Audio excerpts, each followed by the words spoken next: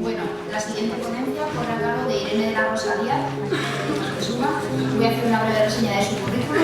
Es fisioterapeuta especializada en afecciones vasculares y neuromusculoesqueléticas derivadas del tratamiento oncológico, doctora con mención cum laude en Ciencias de la Salud por la Universidad de Alcalá de Henares, profesora titular y coordinadora de Fisioterapia Oncológica y Vascular en CSU La Salle, profesora del Máster Universitario Oficial en Fisioterapia del Sistema Musculoesquelético, Fisioterapia Avanzada en el Tratamiento del Dolor, profesora del Máster de Fisioterapia en los Procesos Salud de la Mujer de la Universidad de Alcalá, es miembro de los grupos de investigación Motion in Brains y Fisioterapia en los Procesos de Salud de la Mujer y tiene publicaciones científicas en revistas internacionales, la mayoría de ellas sobre la descripción y el abordaje de las secuelas de los tratamientos de cáncer de mama.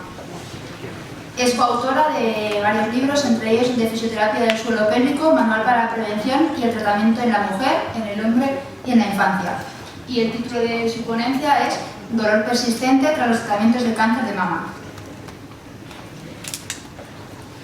Bueno, muchas gracias a todos por acudir a estas horas de la tarde ya a escuchar las ponencias de la tarde.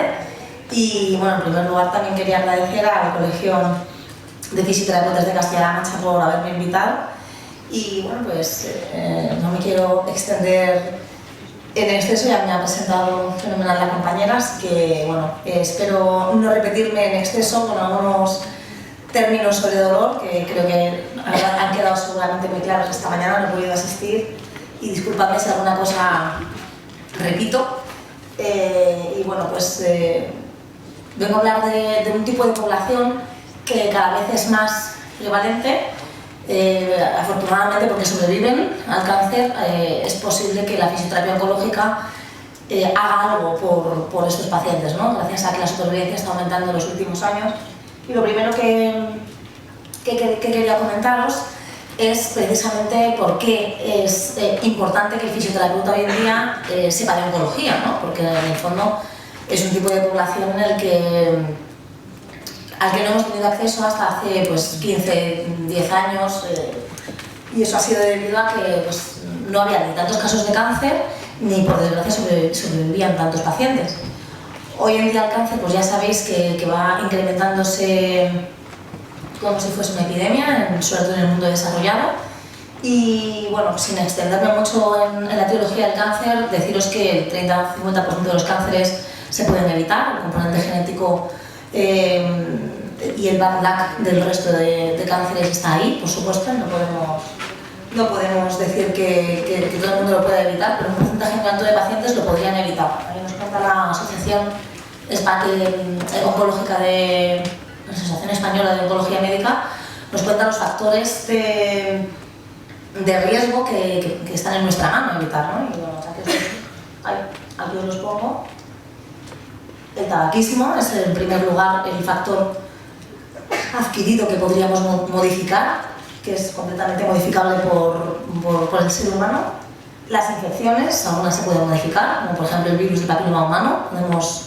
Podemos hacer que todas nuestras adolescentes se vacunen de este virus para evitar contagiarse y como consecuencia pues, evitar la aparición del cáncer de cuello de útero, por ejemplo. El alcohol, el sedentarismo y luego la alimentación escasa en verduras y en frutas. Siguen siendo los protagonistas los cánceres de estos últimos años. No ha habido ninguna modificación con esta publicación de 2022.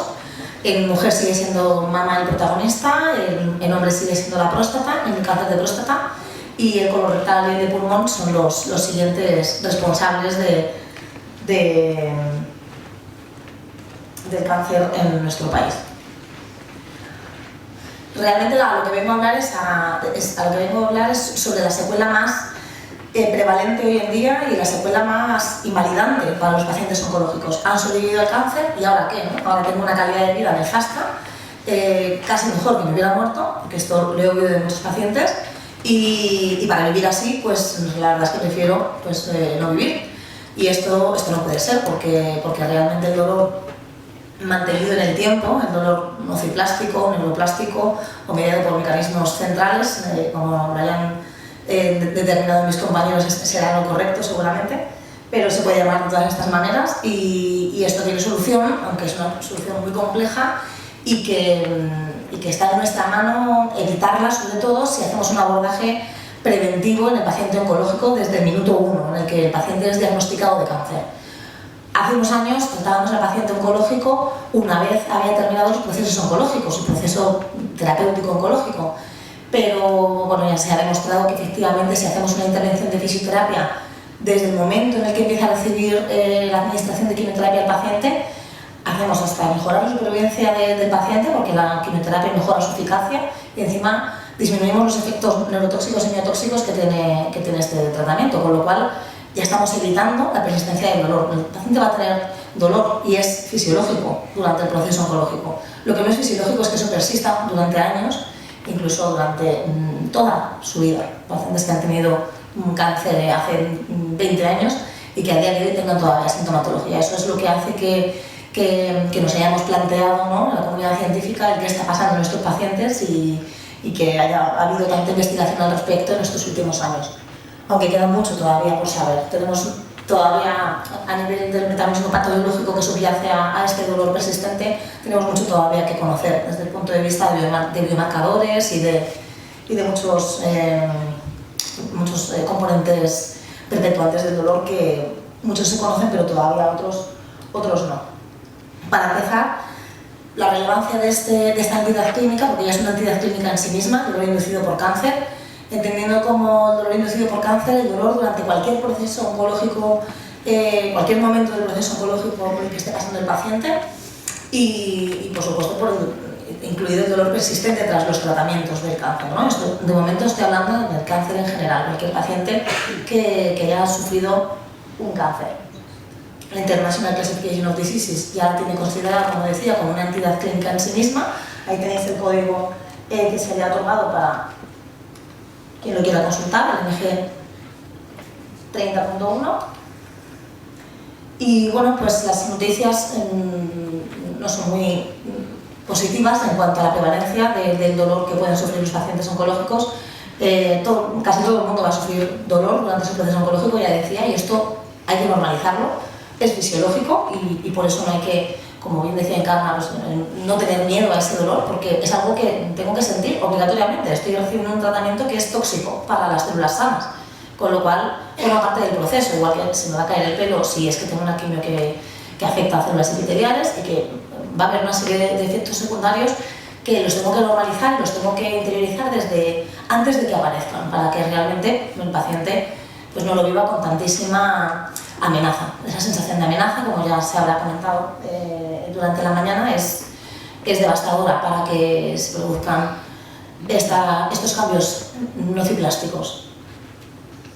El 90% en cualquier momento del proceso oncológico sufrirá dolor, como decía antes, y el 85% de los procesos de dolor de los pacientes oncológicos están relacionados con la naturaleza de su foco tumoral, o bien debido a la cirugía, o bien debido a los tratamientos localizados, por ejemplo, de radioterapia, o bien debido al resto de tratamientos que son sistémicos.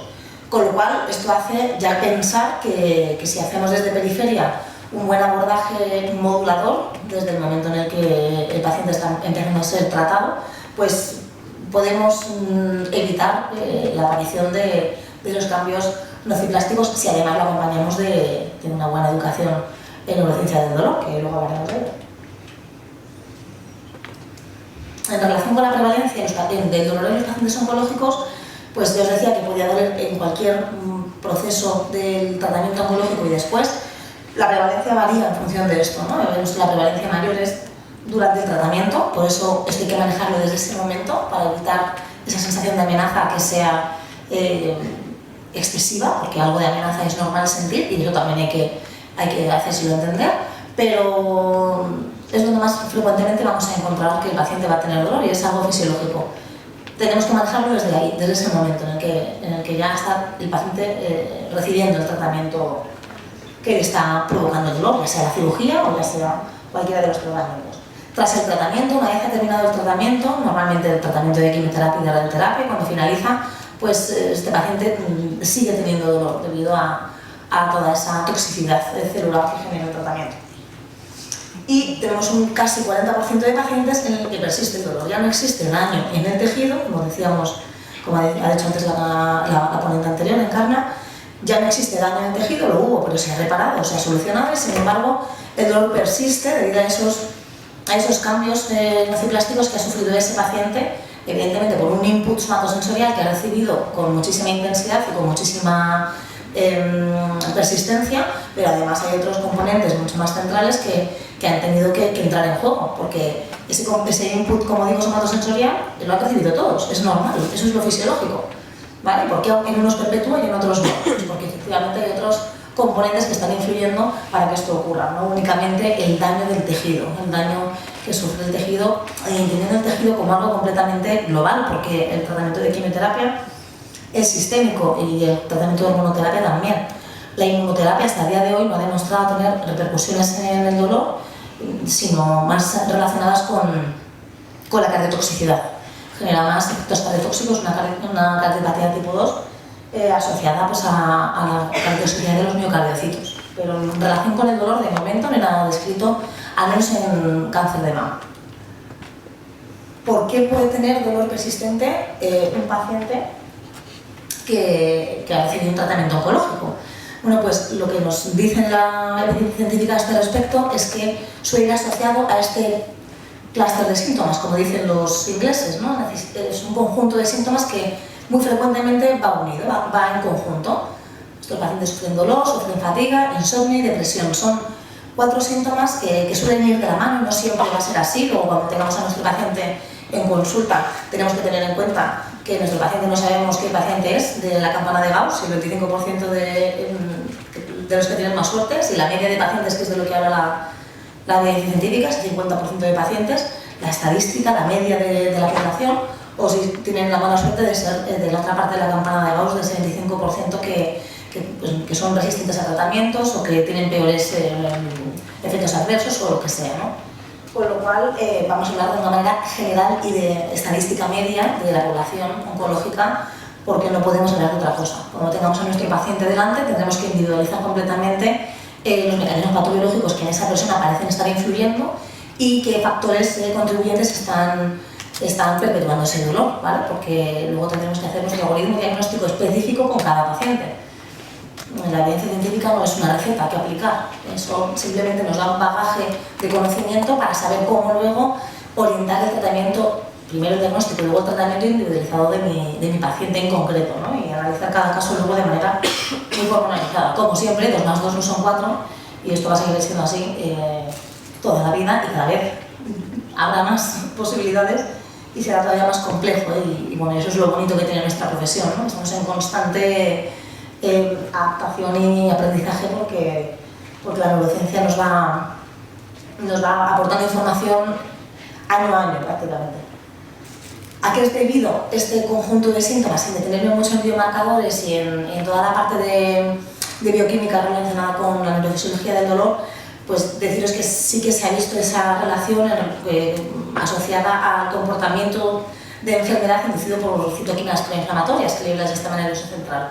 Esto es una consecuencia bastante habitual en los pacientes oncológicos debido a todos estos tratamientos que reciben, fundamentalmente de la quimioterapia, que es el más sistémico de todos. Bueno, hormonoterapia también, pero la quimioterapia afecta directamente a esta reacción y, por supuesto, pues esta reacción del sistema nervioso a liberar en exceso citoquinas proinflamatorias o que se perpetúe esa liberación, pues ya no solo es debido a ese agente quimioterápico, ¿verdad?, sino también a todos los inputs emocionales de memoria del dolor, de creencias irracionales en relación con el tratamiento y toda esta información cognitiva que está completamente alterada y desvirtuada de la realidad, porque el paciente oncológico tiene una información muy desactualizada de su enfermedad, ¿vale? Debido al estigma que ha tenido el paciente oncológico en el pasado. Esto ya hace muchísimos años que debería haberse erradicado, pero eso depende de nosotros que sea así, porque esa educación terapéutica la tenemos que hacer nosotros. En relación con las secuelas, al menos, ¿no? Es nuestra competencia. El médico también, el oncólogo, también tiene que ir incorporando esa información a los pacientes para que no piensen que ya por ser un paciente con cáncer va a ser enfermo toda su vida. Esa es la diferencia que tenemos que empezar a marcar, ¿no? Salvo que tengas una recidiva, hasta que se demuestre lo contrario eres sano, ¿vale? Tienes tus revisiones y igual recaes, pero es que igual no, ¿vale? Y esto vivir con eso es difícil y necesitan ayuda para poder manejarlo, porque obviamente no es nada sencillo. ahí el psicooncólogo hace una función fundamental para aprender a vivir más el día a día del paciente y que no estén esperando, ¿no?, al día de la revisión en el que me van a decir si he recaído o no. O para disminuir esa hipervigilancia, es que me he notado un bulto otra vez, o siento lo mismo que sentí cuando me detectaron el tumor, o simplemente están reviviendo sensaciones que a lo mejor no están justificadas por una recidiva cancerígena, ¿no?, sino que están reviviéndolo porque realmente han sufrido un trauma psicológico, vamos a llamar, que un psicólogo me oye y seguro que lo llamaría de otra manera, pero eso es lo que sí que derivamos al psicólogo, porque eso es un manejo de la vivencia de la enfermedad que bueno, yo al menos lo derivo porque no tengo las skills suficientes como para manejarlo. Pero todo lo que tenga que ver con el dolor nos compete a nosotros, ¿vale? Y será competencia nuestra el que el paciente rebaje las sensaciones de amenaza a este respecto. Fundamentalmente se ha visto la relación de la interleuquina 6, la interleuquina 13 y el factor de necrosis tumoral alfa en esta conducta de enfermedad inducida por citoquinas. Son las protagonistas, digamos, en este escenario de dolor, fatiga, insomnio y depresión. Cuando el dolor es de características neuropáticas, se ha visto que la protagonista por excelencia es la interleuquina 1 beta, además de la 6 y del factor de necrosis tumoral alfa. Y bueno, pero esto a nivel de biomarcadores que lo tengamos en cuenta, que en eso está ahora pues mucha parte de nuestra ciencia, en ver si modificamos biomarcadores con algunas de las intervenciones de ejercicio, con algunas de las intervenciones de educación terapéutica, ¿no?, ya que se ha demostrado esta relación directa entre estos biomarcadores y la persistencia del dolor desde el punto de vista bioquímico. En esta revisión de 2022 se establece la relación de factores contribuyentes que son completamente modificables. Esta es la buena noticia, ¿no? O sea, la buena noticia que tiene el paciente oncológico con dolor persistente es: puedes hacer mucho por evitarlo. Eso es estupendo, ¿no? Ojalá fuese así en muchísimas entidades clínicas que se manejan en salud. Esto es así y es una realidad que el paciente tiene que conocer. Con lo cual, lo que pasa es que no va a ser fácil porque la modificación de estilo de vida que tiene que hacer el paciente, pues igual pasa por un proceso muy complejo y muy largo. Vivimos en una sociedad muy exigente, ¿no?, y con muy poca paciencia, que esto hace que bueno, pues la adherencia terapéutica también se complique a veces con nuestros pacientes porque son procesos largos, complejos y que llevan muchísimo esfuerzo por parte del paciente. Fundamentalmente, se ha visto que el insomnio es uno de los factores perpetuantes para este dolor. El sedentarismo, la inactividad física, el estrés y la obesidad, con lo cual todo esto se puede modificar, se puede manejar y se puede revertir si el paciente hace el trabajo suficiente.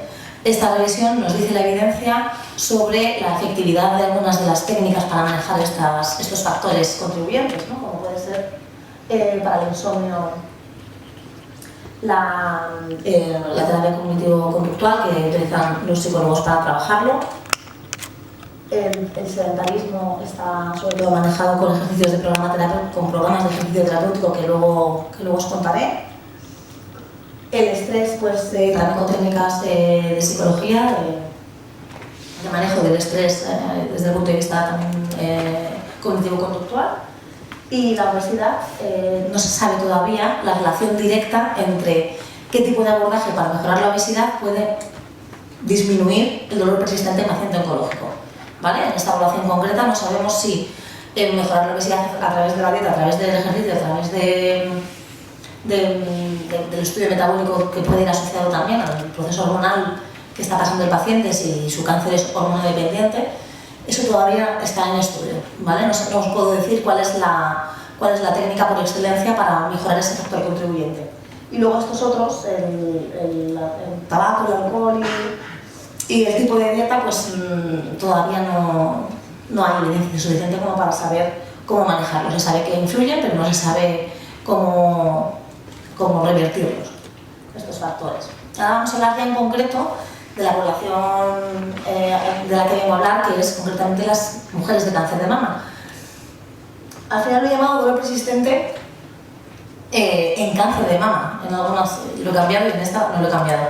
Porque realmente lo que voy a contar hoy de cómo evaluar a una paciente con dolor persistente que ha tenido cáncer de mama, cómo abordarla y cómo manejarla es exactamente igual si la abordo desde el momento en el que empieza a tener dolor fisiológico, como os digo, porque acaba de empezar con la quimio, porque acaba de empezar con la radio o con las dos, que si esta paciente en vez de estar en tratamiento oncológico ya lleva 3 años con dolor persistente. ¿Vale? El estudio de la paciente y el manejo va a ser muy similar, ¿vale? Lo que pasa es que, por desgracia, las que suelen acudir son las de dolor persistente, porque están trabajando otro tipo de cosas durante el proceso oncológico, ¿no? Están a lo mejor más yendo al oncopsicólogo, están haciendo pues, otro trabajo mental en el que no pueden ocuparse a lo mejor de centrarse en sus síntomas, pensando en que, bueno, como me acaban de operar, pues normal que me duela, ¿no? Eso sería muy interesante, que las secuelas posquirúrgicas las tratásemos en el momento, en el periodo posquirúrgico precoz, para realmente pues, silenciar mucho ese input somatosensorial desde el punto de vista de la periferia pura y dura, y así pues contrarrestar un poco todos los factores centrales que pueden ir asociados igualmente, pero ya de esa manera evito o compro menos papeletas para que produzca un cambio nociplástico importante. En el cáncer de mama la prevalencia de este dolor varía muchísimo, como veis, en función de la literatura, porque esto depende un montón del país, depende mucho también de qué tipo de cáncer sea, porque tenemos varios tipos de cáncer en cáncer de mama. Por no extenderme, la mayoría de los estudios están valorando el estadio 3, que es el early stage, que se llama, el estadio incipiente. A partir del 4 ya se considera metástasis en mama, y entre 25 y 78. Y ahora os voy a contar realmente cuáles son los factores que contribuyen a la persistencia de este dolor, ¿no? La capacidad funcional, la sensación de bienestar y la calidad de vida están disminuidas, van acompañando a ese dolor, con lo cual realmente los pacientes a veces acusan más este otro resto de síntomas, y para ellas el dolor es secundario, aunque fundamentalmente el dolor suele ser la queja más prioritaria para ellas. ¿Qué causas pueden generar? Desde el punto de vista periférico, vamos a hablar ahora de ese input somatosensorial nociceptivo que no cabe duda que existe debido a una cirugía, ya sea la mamaria o ya sea la axilar, y ya sea conservadora o sea radical, absolutamente da lo mismo, eso luego os lo cuento, pero cualquiera de las fuentes de dolor que aquí os muestro, ¿no? Ya sea la fibrosis del tejido cicatricial, ya sea la fibrosis generada por la sutura o por la cicatriz propia que hace el tejido, la laceración o manipulación, da igual que se seccione el nervio, que se manipule y se retire con los fórceps simplemente para extraer los nervios linfáticos, da absolutamente lo mismo. Eso puede ser una fuente primaria de dolor. Inflamación neurogénica como respuesta a la desinflamación posquirúrgica, siempre va a haber una respuesta por parte de los nervios que inervan esos tejidos, aumentando todavía más la sensibilización periférica, porque es de lo que se trata, de que haya un reposo en ese tejido y que se produzca una regeneración. Necesitamos que la respuesta inflamatoria sea muy efectiva, pero lo malo es que se perpetúe, ¿no? Si no se modula adecuadamente. Y bueno, pues os pongo trombosis linfáticas superficiales porque son la reina de la corona de la causa de dolor de origen vascular en pacientes realmente oncológicos en general, pero bueno, en concreto en mama hay muchísima prevalencia de esta entidad clínica, ¿vale? Eso simplemente es que se esclerosa el vaso linfático que se ha quedado huérfano al haber sido extraído del ganglio linfático, y esos vasos, cuando han sido quedados huérfanos, se quedan luego digamos, colapsados, porque se produce un cemento quirúrgico para que dejen de funcionar, es como si les da de baja, pero claro, obviamente tenían linfa en su interior en el momento de la cirugía, porque es completamente dinámico el proceso de transporte y de reabsorción linfática, y esa linfa, si se queda ahí estancada, pues esclerosa el vaso, lo rigidifica y genera pues, una sintomatología de dolor no detectivo somático o periférico, inflamatorio o mecánico, dependiendo del grado de irritabilidad. Y eso pues, puede perpetuar, claro, si no se trata en el momento en el que ha aparecido, ¿no? Si perpetuamos ese input somatosensorial es cuando ya puede que que ya no sea un dolor nociceptivo, que se comporte con un patrón de ciertos mecanismos mitigantes y ciertos mecanismos agravantes concretos, ¿no? Que es como responde un dolor nociceptivo, sino que ya vaya completamente pues, caótico y totalmente desorbitado respecto al estímulo mecánico recibido y bueno, pues todas esas características que tiene ya un dolor mediado fundamentalmente por mecanismos centrales. Otra de las causas puede ser, como antes decía, el tratamiento sistémico que recibe el paciente. ¿Vale? Por una parte, la radioterapia puede generar fibrosis del tejido sometido a radiación, ya sea la mama, la axila, la parte lateral del tórax, debido a que afecta a la microvascularización y eso genera una isquemia axonal, fundamentalmente es responsable de dolor neuropático periférico. Pero bueno, también puede generar dolor nociceptivo porque todas las células hidrófilas, las que almacenan agua, son diana para la radioterapia, con lo cual pues, el músculo que esté colocado en esa zona, la piel, también puede ser fuente primaria de dolor, con lo cual tanto nociceptivo como neuropático podrían ser resultado de la radioterapia. La hormonoterapia fundamentalmente lo que genera son dolores articulares, son artralgias que no responden a AINES, a tratamientos antiinflamatorios no esteroideos, a pesar de que tienen un comportamiento inflamatorio, parece que mejoran con un poquito de movimiento y si se excede el impacto del movimiento empeora y por supuesto el reposo las empeora totalmente, pero luego el tratamiento no cursa como si fuese un dolor inflamatorio periférico, ¿verdad? Tisular, digamos, porque al final es un componente hormonal el que está subyaciendo a ese dolor. Y se ha visto una alta asociación con los pacientes que desarrollan las pacientes que desarrollan todos los cambios centrales, ¿vale? O sea que esas artralgias hay que tenerlas muy en cuenta, que aquí sí que se tiende muchísimo a decir, es normal, no pasa nada. 5 años de tratamiento hormonal, aguántate con el dolor de las artralgias. Fatal porque claro, cuando quiere venir, después de, ya llevo 6 meses sin tomar la pastilla y sigo con dolor articular, pues ya tenemos una sensibilización a todos los niveles que hace que el tratamiento que os voy a proponer luego pues sea muchísimo más complejo, muchísimo más lento, con muchas más recaídas y complica el proceso. Y luego la quimioterapia, pues que por sus efectos neurotóxicos y miotóxicos, pues genera, desde el punto de vista neural, que es fundamentalmente la quimioterapia que reciben las mujeres de cáncer de mama, los derivados de los carboplatinos y los taxanos, que son fundamentalmente neurotóxicos, pues generan una disrupción de transporte axonal, afectan a la mitosis de la neurona y esto hace que no se pueda desarrollar la potencial de acción con normalidad, con lo cual el dolor neuropático es bastante frecuente. De hecho, conoceréis la entidad clínica, si habéis leído algún artículo sobre esto, que se le denomina neuropatía periférica inducida por quimio, que luego os hablo de ella, pero a veces para eso tenemos que aislar la quimioterapia, ¿no? Tenemos que ver a pacientes sin quimioterapia que también tienen dolor neuropático. Entonces, a lo mejor ya no es tanto la quimio la que genera el dolor neuropático persistente, ¿eh? Hablo de persistencia. Y también genera la destrucción muscular, que afecta a la mitocondria desde el momento en el que entra en el músculo para intentar atacar a células malas, pues también se lleva a las buenas y esta es una de los efectos adversos tan graves que tiene la quimioterapia.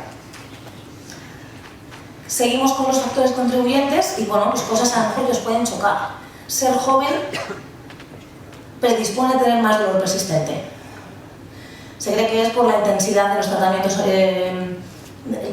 oncológicos, han de ser más intensos porque finalmente pues, el proceso de regeneración celular es más rápido en personas jóvenes, o por la cognición de esas personas jóvenes, no lo sabemos todavía, debido a qué características tiene la mujer joven. Pues la característica de la mujer joven habitualmente es que está en vida laboral activa, está en vida sexual activa, está activa en general y eso pues le hace que sienta muchísima más amenaza a tener secuelas. Entonces también hay un poco el pensamiento de que esa persistencia no puede ser tanto debido al tratamiento oncológico, ¿no? porque también es muy severo en una mujer más mayor en muchas ocasiones, porque a lo mejor se detecta más tarde, porque se observa menos, porque ya como tiene la menopausia pues no va tanto al ginecólogo, en fin, no se sabe por qué, pero que sepáis que la edad es un factor contribuyente importante. El tener linfedema no duele en sí mismo, genera pesadez, pero no genera dolor.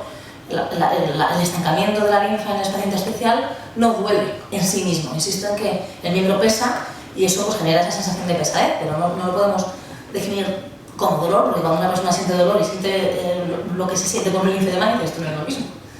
¿Vale? Es una incomodidad, por supuesto, el tener el linfedema, pero eso predispone a tener dolor. No sabemos si por la toxicidad que tienen los tejidos de un paciente con linfedema, debido a que pues, todas las unidades de desecho están siendo acumuladas en vez de eliminadas, pero la realidad es que es un factor contribuyente para la persistencia del dolor tras el tratamiento oncológico.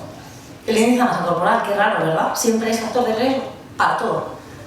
Factor de riesgo para contagiarse de COVID, factor de riesgo para desarrollar cáncer, factor de riesgo para desarrollar dolor persistente. Es un factor de riesgo para todo. El cuerpo se vuelve loco cuando tiene exceso de adipocitos en el cuerpo. No funcionamos, no es algo fisiológico. No funciona bien nuestro organismo cuando tenemos un exceso de índice de masa corporal. Y fijaos esta relación, ¿no? Las personas que toman pain relievers son más susceptibles de sufrir un dolor persistente. Claro, porque no han dejado su organismo activar la farmacia endógena, ¿no? No ha sido posible que los sistemas mediadores del dolor hagan su trabajo porque ya venía alguien de fuera a hacerlo. Con lo cual, bueno, pues la automedicación ya se está frenando un poco en este país, menos mal, con eso de que ya hasta se prescribe el glucosamina y el paracetamol.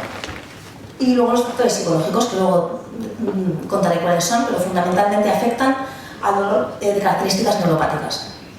Cualquier dolor persistente tiene implicados factores psicológicos, pero fundamentalmente cuando el dolor tiene características neuropáticas tiene todavía más factores psicológicos implicados. Los no contribuyentes, factores que no son contribuyentes y que tengo que incluir en la educación terapéutica de mi paciente, cuando le hago una explicación de qué repercusiones tiene el tratamiento oncológico que ha recibido. El tipo de cirugía mamaria no es relevante para tener dolor persistente, ¿vale? No es relevante, da igual que haya una mastectomía radical, que se haya eliminado la mama en su totalidad, que se haya realizado una tumorectomía, solo extirpación del tumor, o una cuadrantectomía, cuadrante donde se aloja el tumor. El tipo de cirugía axilar tampoco es un factor contribuyente, que siempre se ha pensado que la linfadenectomía, claro, es más agresiva, es normal que tengas más dolor. Sí, eso es así en el corto plazo y en el medio, pero en el largo no, da absolutamente igual haber sufrido una linfadenectomía, que es la extirpación completa de los ganglios axilares, que una biopsia de centinela, que es únicamente la extirpación de los primeros ganglios que captan la linfa proveniente de la mama. Da exactamente lo mismo para el desarrollo de dolor persistente.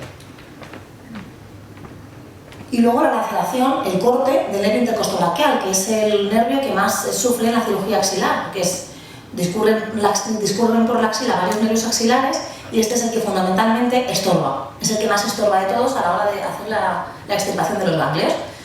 Da igual que se preserve que se lacere, da lo mismo, ¿vale? Ya hemos visto que hay dolor neuropático asociado a pérdida de función sensorial, valorada con los test cuantitativos sensoriales, independientemente de que se preserve o que se lacere. Con lo cual, eso que pone en el historial, le tengo que decir a la paciente que no es relevante para el dolor persistente.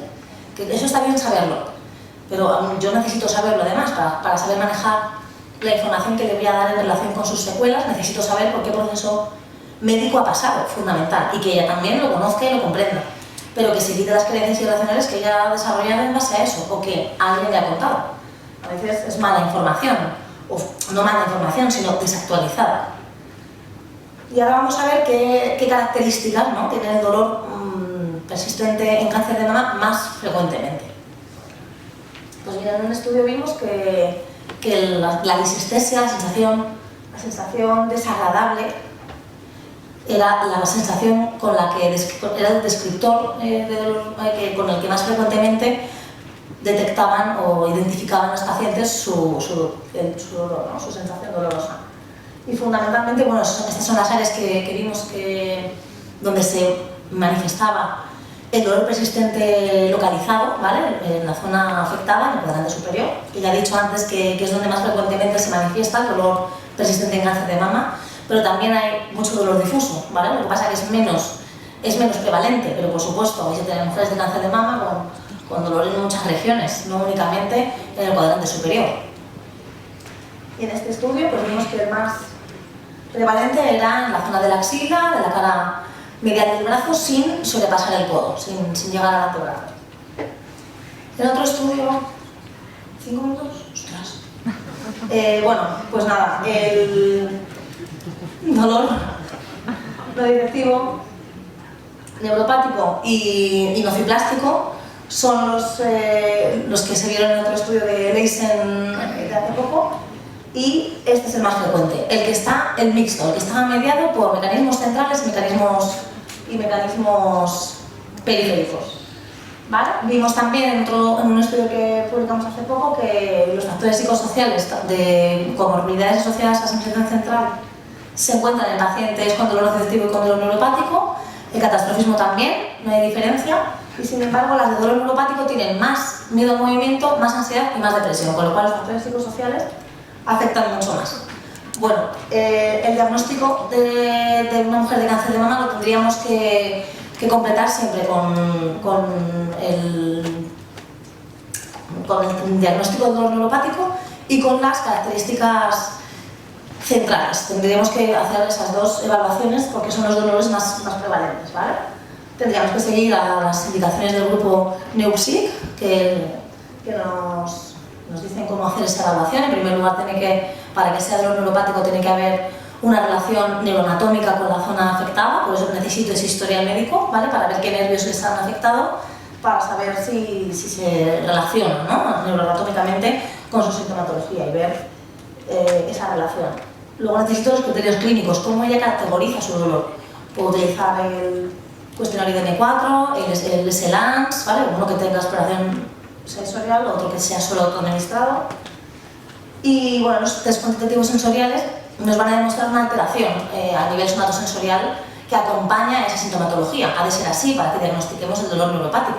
Si no fuese así, sería un dolor de características neuropáticas, pero no podemos determinar que sea neuropático hasta que no demostremos con signos objetivos que existe una alteración somatosensorial real, ¿no? Dentro del dolor neuropático periférico hablo. Bueno, estos son los umbrales que se verán disminuidos, los umbrales que se verán incrementados, ¿vale? Lo tenéis en esta revisión sistemática de DAMS 2021, para no enrollarme. Y luego también hay hallazgos de sensibilización central que se van a encontrar en la exploración periférica. O sea, dentro de la exploración periférica con los test cuantitativos sensoriales veremos sumación temporal y veremos también modulación condicionada del dolor alterada. Ahí os pongo un ejemplo de qué herramientas se utilizan, ¿vale? El pinprick y los monofilamentos de von Frey se suelen utilizar para parte de esta exploración. Y luego es importante que exploremos esos factores psicológicos que hemos dicho que están implicados, ¿no? Tanto el catastrofismo como la kinesiofobia, las conductas de medio evitación, ansiedad y depresión. Y luego habrá que diagnosticar el dolor nociplástico mediado por mecanismos centrales, que siguiendo el algoritmo de Nix para pacientes de cáncer, para dolor oncológico, pues tendríamos que primero conocer si existe una experiencia de dolor desproporcionada. Después tendríamos que saber si la distribución del dolor es difusa y no tiene relación con la lesión primaria, porque aquí sabemos que tenemos un daño primario, un daño periférico, somatosensorial claro, porque las que pasan por cirugía, que todavía son muchas, tienen ese input somatosensorial efectivo claro y evidente, y las que hacen radio lo mismo, que casi todas que van a radio porque cada vez hay más cirugía conservadora, y luego otro tipo de hipersensibilidad no relacionada con el sistema musculoesquelético, que lo podemos valorar con el cuestionario con el inventario de sensibilización central, pero tenemos siempre que cotejarlo con esos cambios somatosensoriales a nivel distal, o sea, realmente comprobar si existe una hiperalgesia secundaria, ¿vale? El cuestionario únicamente nos dice las comorbilidades asociadas a un proceso de sensibilización central, pero no la diagnostica en sí mismo, es un cuestionario autoadministrado. Necesitamos una exploración para saber si realmente pues, existen cambios nociplásticos, evaluando pues, las características somatosensoriales completamente a distancia, ¿no? En una pierna, en la espalda, en otro sitio que no tenga nada que ver con la región neuroanatómica afectada. La implicación, como siempre, de los factores psicológicos otra vez, yo tendré que valorar si quiero conocer si existen componentes nociplásticos en el dolor. Y luego el tratamiento, bueno, ya no tengo nada de tiempo. El tratamiento, nada, básicamente El objetivo va a ser modificar el paradigma del dolor, ¿vale? Tengo que conocer el contexto de la paciente e intentar modificárselo con dos herramientas fundamentales que luego comentaré: manejo del estrés, que necesitaría ayuda o no del oncopsicólogo, dependiendo de cómo se manifieste ese estrés en el paciente. La condición física hay que mejorarla y la capacidad funcional, fundamentalmente a través de educación y neurociencia del dolor y de ejercicio terapéutico. Son los dos abordajes fundamentales que vamos a utilizar en dolor persistente. Ya no hay nada en el tejido. Insisto que habrá que hacer tratamiento periférico si la paciente está en la fase más aguda, pero cuando ya es persistente el daño ya no existe a nivel tisular y necesitamos únicamente hacer modificaciones en sus conexiones neuronales. Neurofisiología del dolor habrá que adaptarlo a sus características. ¿Qué mecanismo predominante del dolor he detectado en la exploración previa que os he contado? ¿Cómo afecta el dolor? ¿Cuánta sensación de injusticia percibida tiene la paciente? Si tiene hipervigilancia, ¿vale? ¿Qué características asociadas a la sensación de dolor presenta? ¿Qué factores psicosociales? Si es más miedo evitación o es más catastrofismo, ¿vale? ¿Cuál es el factor psicosocial predominante? Y qué creencias, percepciones, memoria de dolor presenta la paciente, para así hacer un algoritmo diagnóstico a medida a esa paciente, ¿vale? Todos estos factores van a estar afectados en una paciente con dolor persistente, pero cada una tendrá unas características en concreto.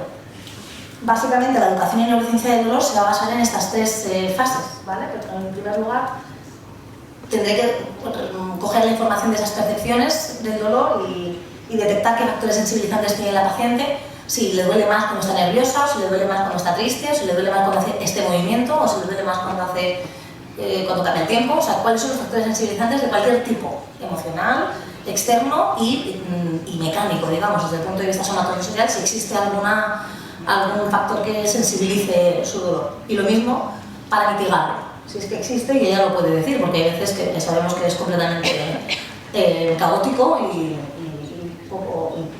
poco reconocible, porque varía muchísimo. Intervención cognitiva conductual y estrategias prácticas de integración.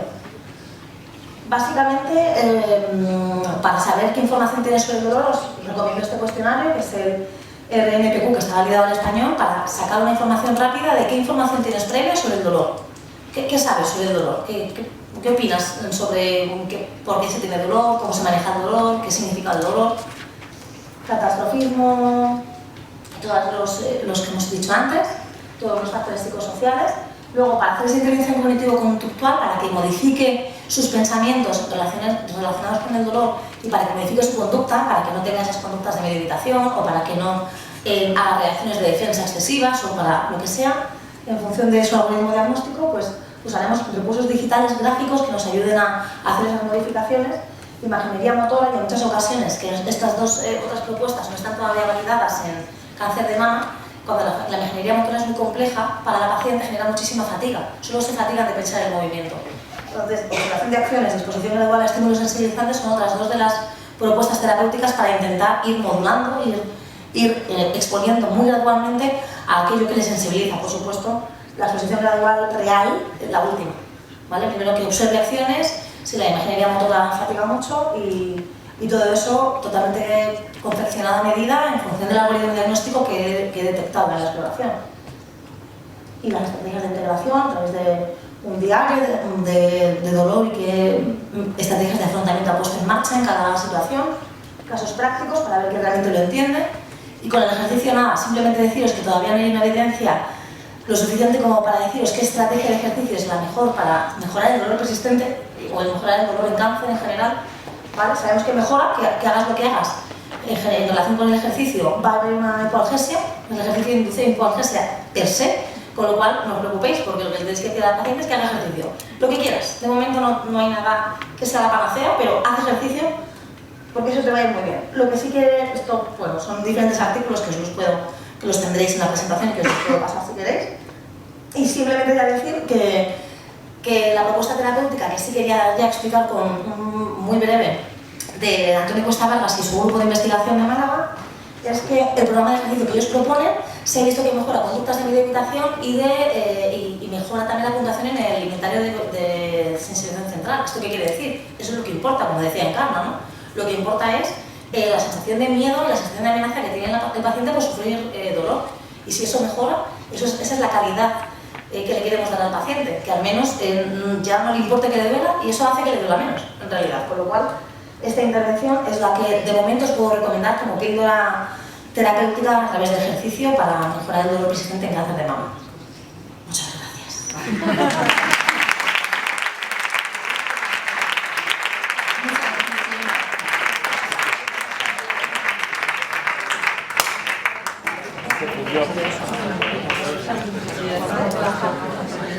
No,